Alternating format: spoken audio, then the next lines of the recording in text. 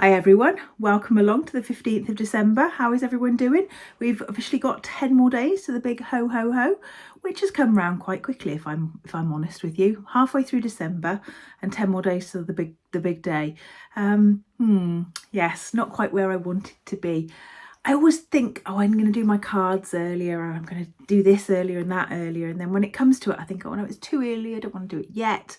I've got plenty of time. And then somewhere in the middle, this kind of panic and crash happens. And that's kind of where we are at the moment. I've got lots to show you today. I've got the 2 advent calendars. I've got some Stitchy Kindness and some purchases. I've also got an FFO to show you, which I'm very, very excited to share with you. And I've brought with me another sampler that I've never shown you.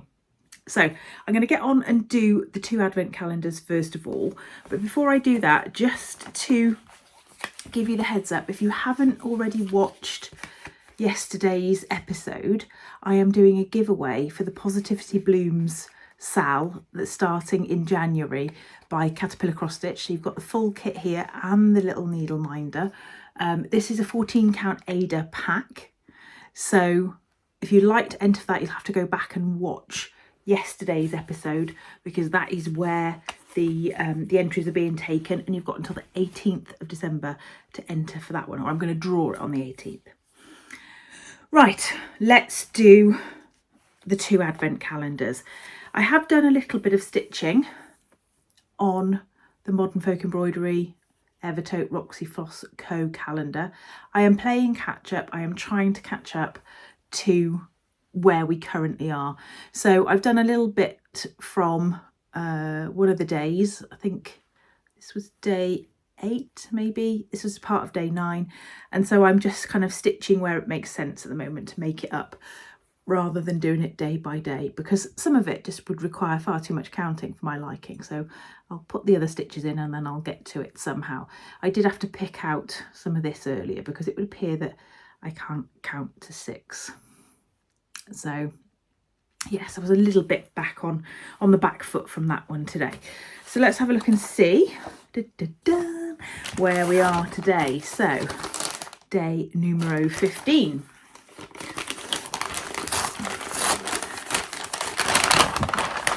Sorry, just bash the camera. Ooh, that is a lovely colour. So, cover for Jules Bocken 1911 by John Bower. Let's talk about the Yule goat. Well, has everybody got a goat? I hope everyone's got a Yule goat. I don't have a Yule goat. I do have on my freezer of things for school, where we keep all the hearts and lungs and things like that. One of the drawers, it has Lucky Goat's Foot written on it. And there is a goat's foot in there. I've no idea where it came from. It predates me. But there is a Lucky Goat's Foot in there, and I rather feel it's a bit like the ravens leaving the tower. If I were to get rid of it, then the department might crumble. So it's just going to stay there. So we are now working on to this bottom section, and what we've got here, that is the most fabulous colour. And do you know what? I've got another sampler that's originally stitched in this colour. It's called Pinot Noir, and it's the darkest sort of purple, darkest purpley red. I don't even know if you can pick it up on the computer, on the screen. Have I got anything? Let me just see if I can fold a piece of white paper in half and see if it's going to look anything other than just black. It is a beautiful, beautiful dark purple. That is fabulous, and that is going to go alongside. Oh, you can kind of pick it up there. It looks a bit more brown, but it is actually, if I put it next to the purpley shade, it'll throw the purples out. Absolutely beautiful. Love, love. So I've got a lot of stitching to do to try and catch up, but I'll catch up. And I'm going to do this one as well straight away. I'm going to do all my housekeeping first before I show you what I finished and the other sampler that I brought with me. Oh, feels like we've got fabric again in this one. So for those of you who maybe haven't watched the first few episodes, the historic sampler company calendar that I'm opening has got these little charts in it, and I've got all the threads for them came in the pack at the beginning. So this is a little reindeer biscornu, and that is the fabric for that one. So for those eagle-eyed amongst you, you will notice that I've got my little pinky ring back. This used to belong to my godmother, and it's actually a little star sapphire. It looks like a moonstone, but it's a star sapphire, and I had to have it setting rebuilt up because it's quite an old ring and it started to wear down. So for those of you who sometimes notice, in fact this is her ring as well, sometimes notice this one is back, and I'm very happy for it to be back. It went to the jewellers here in Bourton-on-the-Water. I used to work for them a very, very long time ago, so I trusted them with it. Right, that is my 2 advent calendars. This is the freebie for today. This is by Couleur Tourtorelle, and this is the pin cushion for 2025. And you've got this lovely little basket here with a couple of birds and a lovely cute border. The pin cushion itself is stitched in DMC 71 by 71, and she explains here, Miriam, apologies if I've messed that up. She's saying that she's done Blessings pin cushion for the last few years. So you've got both in French and English there, her sort of history of being able to stitch these pin cushions. And I know some of them are also free on her Facebook. So if you go to her Facebook via the link to get this one, you will find probably freebies for others. And it's a lovely chart. You can have it in black and white, or you can have it in colour. Right, that's all my housekeeping done. Let's have a look at what I've finished. My FFO, and here she is. There she is.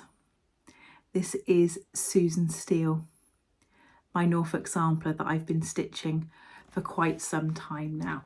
She is stitched on 36 count vintage buttercream by Lakeside in DMC, and I'll have to wait till I go back home to compare her to the original for you, because the original is still at home. I didn't bring the original with me, but I'll just give you a closer look. So this is what we've been looking at all of those last few days. Now it is not doing very well in the light in here. It's quite a sort of warm bulb here. It's one of those energy saver bulbs that you have to put on at about 4 o'clock if you want to be able to show something at 8 o'clock. So you've got all these beautiful colours, browns, creams, whites, pinks, blues, and she is now framed in her frame. I haven't got any glass or anything on here at the moment. This is just as she sits in her frame. And I am so pleased to have her finished.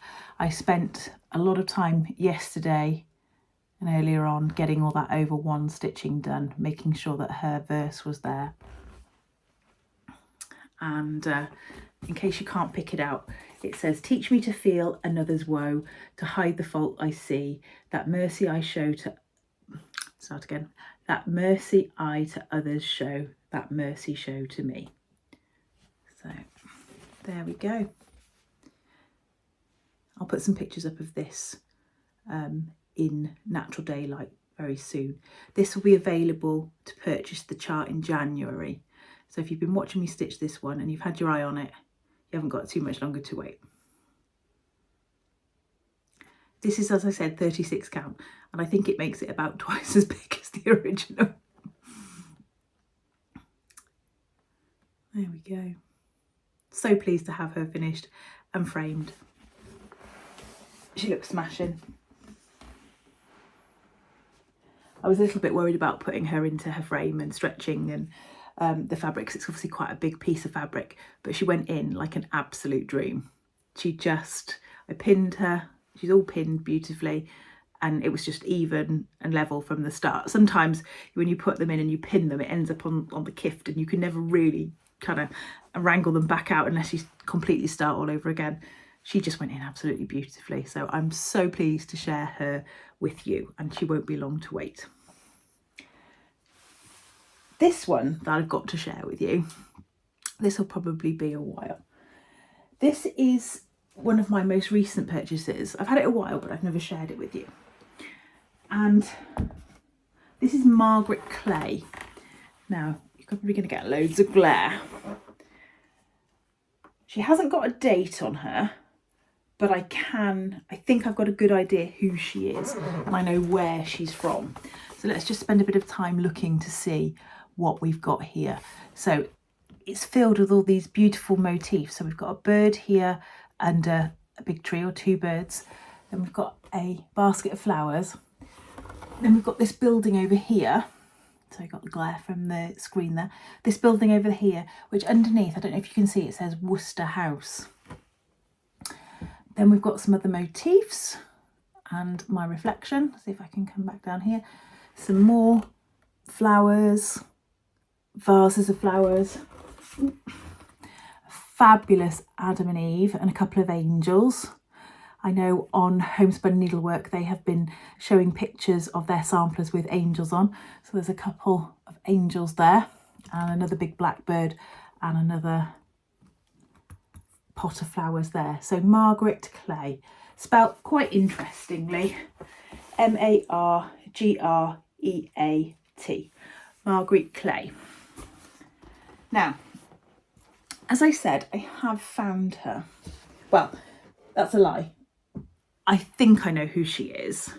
There's 2 or 3 possibilities, but because I can find the house, I think I can narrow it down to her.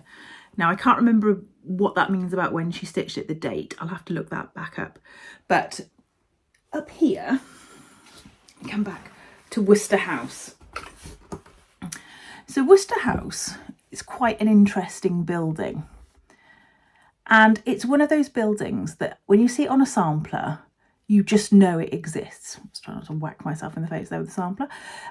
You just know it exists. Because why would you stitch it like that if it didn't? And I managed to find Worcester House. And this puts Margaret in Stepney Green.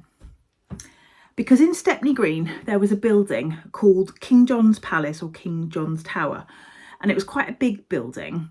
And part of that was Worcester House. Now, Worcester House remained for quite a long time and was actually only finally demolished to make way for the Elizabeth line. And I've got a little bit of information here about Worcester House. So opposite the rectory was a large mansion belonging to Henry I, Marquess of Worcester, as it appears on the deed bearing the date 1663. And it was divided into 4 parts. So the whole thing was divided into 4 parts. And this Worcester House was built in like a red brick, and it looked quite different to the rest. So that was one of the 4 parts. It says the gateway, which is esteemed a very fine piece of brickwork, still remains. Well, it's gone now. In 1663, it was the tenure of the Reverend Matthew Mead, an eminent dissenting divine. Here his son Richard and the celebrated physician was born, and here he is recorded in his life to have commenced the practice of his profession.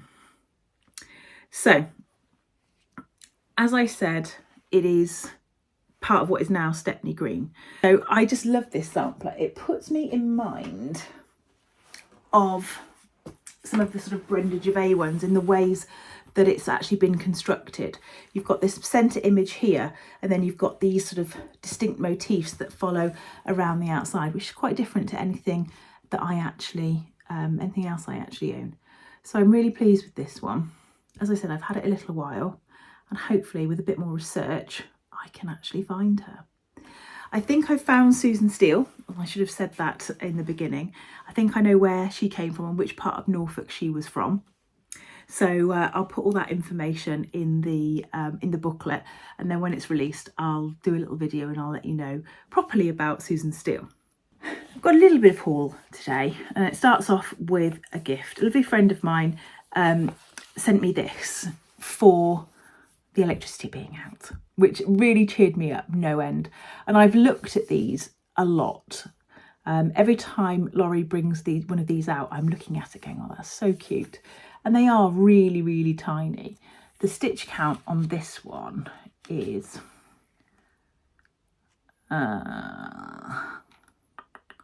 35 by 58.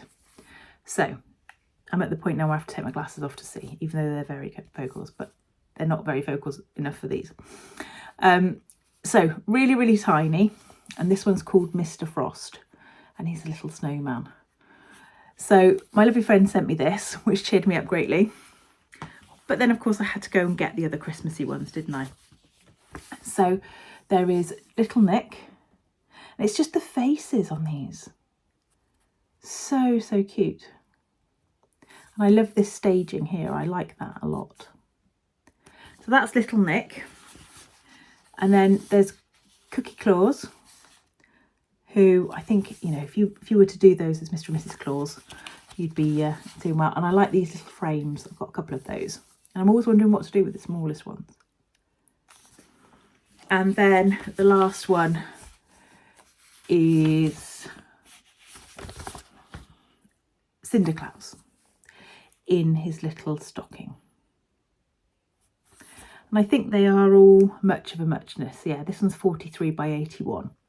So I'm going to find some 36 count to do them on, but I need to make sure that whatever colour I pick, the white shows up nice and clearly. So I'm going to do myself a little set of these. Making a hash of that. There we go. Let's try for the fourth one. Can't see. Surrounded by little Christmas stitches.